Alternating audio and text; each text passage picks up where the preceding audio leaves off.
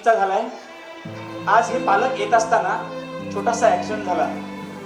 या लेकराला मेकअप नाहीये, हे रक्त आहे सगळं अक्षरशः.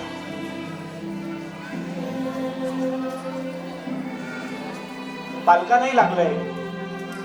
पण माझं भाग्य किती चांगलं आहे बघा, की अशाही अवस्थेत माझ्या पालकांनी मला सपोर्ट केलाय. Thank you so much. आणि या लेकराचं काय करू सांगा ना.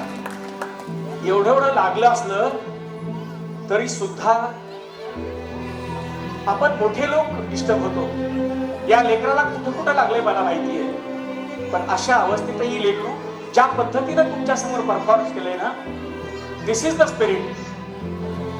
आणि ही अमृतची, ही मिडास्टनची खरी ताकद आहे की तुम्हा पालकांचे माझ्यावरचे आशीर्वाद अमर्याद आहेत.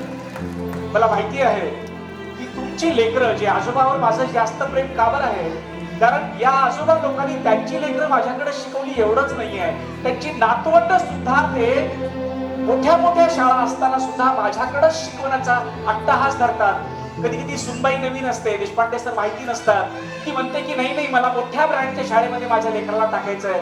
अशा वेळेस आजोबा म्हणतात की माझं लेकरू शून्यातून एवढ्या मोठ्या पदावर पोहोचलंय, त्याचं कारण देशपांडे सर आहेत.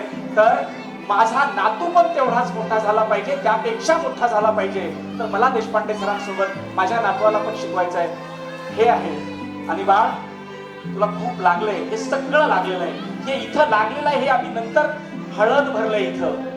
आणि अशा अवस्थेत या लेकरांनी परफॉर्मन्स केलंय. या लेकरांना आज काय देऊ मी तुला कळत नाहीये. Really great. आणि पालक तुम्ही बसले असतील, नमन आहे तुम्हाला. Thank you so much. थँक्यू.